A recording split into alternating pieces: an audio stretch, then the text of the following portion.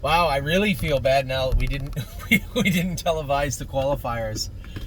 The problem is that Curtis's machine, I think, has gone home now. But when it was over here, it took an AT&T SIM card, and I canceled. Cost me $130 for that freaking SIM card. I had to cancel it yesterday, so we couldn't do cancel it the other day. We couldn't do the qualifiers because we didn't know how many we'd be qualifying. Right? Slim Jimmy was entered into race. Procrastinator did just race. All these horses, for the most part, except a couple of them, I screwed it up, except a couple of them were in to go and just didn't get in. And we have a lot of people saying, well, how come Purple Aura's not raced yet? Because there's no class for her. That's why. And the timing of next week's stake race is just tight, right? We thought that there would be a maiden Thursday in Scioto for both Procrastinator and Purple Aura. They were both entered in the 2-year-old maiden, both distinctions. Neither of them went. Just so weird because there's more than enough 2-year-olds around that are qualified. You know, Ovtum's race the other day went with, 7 horses or something like that. I don't know where they all are, but they're not here. They're at the fair. They're at the fair. You're right. So, obviously a big day today. We did have a couple people, people asked about Procrastinator. Why didn't you go more? I didn't want to go fast with Procrastinator. Do you really want me to go fast with Procrastinator again? I mean, he went 1:57, did it right now. I'll be completely honest. We've been letting his hobbles out. His hobbles, for those of you that are horsemen, I say this a lot, but it matters. For those of you that are horsemen out there, 6 holes in the last 2 weeks. But he gets touching his inside knee, and I thought, let his hobble out. And a longer track, that would help, like a bigger track, but we have to race half our stakes here.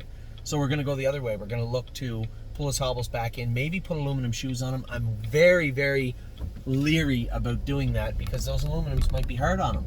He's not put together perfectly, this horse, and the aluminums up front might be too hard on him. So we'll see. These are things we're trying to do, but please don't be dismayed because Procrastinator only won a mile in 2 minutes or 2:1. He did exactly what I asked him to do. I didn't want him to do not an iota more. Now, what did we do? First race, I went out with Hill of Magic, and I thought she should have went 1:59 and done it right. Instead, she come up a little bit soft on the end of it. We scoped her. They said she flips easily. We find ourselves baycoxing a lot of these horses now. Now, it seems to be either these vets have shares in this generic baycox, or we just have a lot of horses that have had. Now, when the vet scopes and they say, geez, that pallet flips really easy. Really the only thing you can do with that is inject it, which is kind of invasive, and I don't like doing that. Or you can baycox them and hope that it helps. There has to be, I would like to see a report, maybe young horses, they flip very easy. These are 2-year-olds. But either way, we end up baycoxing a lot of the horses. We baycoxed Hill of Magic after her qualifier because they said she flips easily. Now, we've baycoxed her before. And listen, a mile in 2 minutes, that's a win in a Buckeye for the most part. I mean, she's a useful filly. I just thought that I'd see a stronger, more durable filly this morning, and maybe she just needs a little more work. I don't know, but she'll make her start next week in the Buckeye anyway. Then I come out in the second. Thank you, my assistant. I love the assistant. Then I come out in the second, and Confederate Cruiser. And again, a lot of people saying, well, how come... they look at the entire... You guys look at the entire chart lines of all the horses and see some of the trotters qualify fast and said, well, why didn't Confederate Cruiser qualify faster? I didn't want to. Cruiser already qualified in 56. Made an unfortunate break and looked extremely durable in his first race. I moved him he got away third, got him to settle, and we were at the half in. 1:01.3. He went a mile in 59.4. Last half 58.1. Last quarter 28.3. What more do you want from him? He didn't need to do any more than that. Now, Slim Jimmy was a little different. I got away in the 2-hole. Robin Miller went 30-1, half in a minute, 3/5. I'm thinking 59 apiece will be fine. Robin Miller makes a break starting halfway up the backstretch, moves out of the way. As soon as he moves out of the way, Jimmy just dropped the hammer. He was gone. Around the last turn, we go up 3/4 in 1:29.2, which was 29-1. And I just let him sail through the turn and down the lane. I knew halfway down the lane he was going to go a decent mile. I'm thinking 58. 57-2 pops up. Man, oh man. I know we're going to get a lot of people saying, Anthony, how come Slim Jimmy wasn't the one that we took to... Listen, Voyage of Ice and Fire is picked to win into the 7-hole. I can't tell you today, especially after that qualifier, that Slim Jimmy is not as good than Voyage of Ice and Fire. He might very well be better. But put yourself in my shoes. In fact, put yourself in the owners of Voyage of Ice and Fire shoes. Would you be okay with saying, hey, your horse is pretty good and might win that race, but you know what? We got a better one. I'm going to take that $10,000 entry fee away from you. I'm going to refund it to you, and I'm going to give it to a better horse that we have. That's not very fair. Those people bought that spot in February. Now, if we needed a spot, then yeah, I could see that, but we don't. So fair is fair. Voyage of Ice and Fire. I don't know. I didn't look at the program. I find it very odd that he would be picked to win off a race in 59 out of the 7-hole, but he trained very, very good yesterday. Both him and Off Tom are sharp as attack coming in. Happy with both of them. Can't wait to see how they do tomorrow. Now, obviously, I'm on pins and needles because I put a ton of stress on myself. You don't have to put it on me. I put it on myself. And I'm hoping for good things. Starting tomorrow in Pennsylvania, we have Taiwan on. Pick to win or pick for second, going for $55,000. Lots of stress to go around tomorrow, that's for sure. We just want to go out, do the best we can, I guess is the easiest way to put it. We put in the time. I can only do the best we can and hope for the best. But, if morning line odds are indicators, we should hopefully have a good day. Now, in the 5th, I'll tell you what. It wasn't the flashiest qualifier, not the best horse, but I'm going to tell you something. I love Duke Dio. This is going to be a nice horse for us. The thing I like about him is his next stake race is really after New Jersey, which I'm not in a hurry to get him down to. His next stake race is in September. I'm going to take Duke Dio, and I'm going to turn him out for 3 weeks to fatten him up, muscle him up, let him relax. This horse went from a little bit of an enigma, a little bit of a puzzle, to just the sweetest horse in the world. There was a horse beside me that was acting up, and the driver was kind of roughing the horse up a little bit. He hit him a swat with the whip. Duke Dio come unglued for a second and made a break. As the gate's halfway through the turn, comes back trotting, charges to the gate, and catches the gate right when they say go. So he's not charted with a break. Clears over to the front. I get over the half in 1-1-1. He won a mile in 2:01-4. 30-3 on the end of it. He got beat fair and square. That colt, that Mo Bay, that colt that beat me is a decent colt. And, Duke Dio's line wasn't spectacular, especially looking at what took place later on. But at the same time, I love this colt. I think very highly of him. I think he still is physically a little immature, but mentally he's figured it out now. He's just turned into a sweetheart to drive. I'm going to turn him out. I'm going to turn him out for 3 weeks for no other reason than he doesn't have to be ready until September, and I like to give him some time to relax. So Duke Dio is going out for a little bit. My partner's on Duke Dio. Don't be upset about this. The maidens are going in 58. Wait until a couple of these maidens burn themselves out. Then we'll bring him back when he's sharp and in the middle of the summer when there's places to race him, heading into his next distinction, which is stake race and freehold. Now, we missed the 6th. We missed the 7th. I come out with Garden State Dio. I warmed her up. We pulled her hobbles up. I warmed her up again.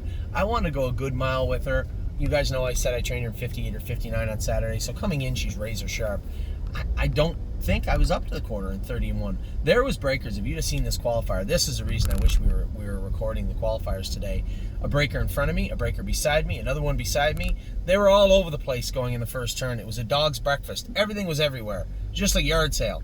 And I just kind of weaved through with her, put her on the front, let her get her feet under. Now, she wasn't super safe coming out of the gate. James lost her last start at Woodbine coming off the gate. She was a little rolly coming out of there today. I near lost her. But once I got to the quarter, I put her in gear. Now, geez, these are automated timers. I don't think I did this, but it says I did. 56-1 last quarter, 29-2. Last 3 quarters and 126 flat.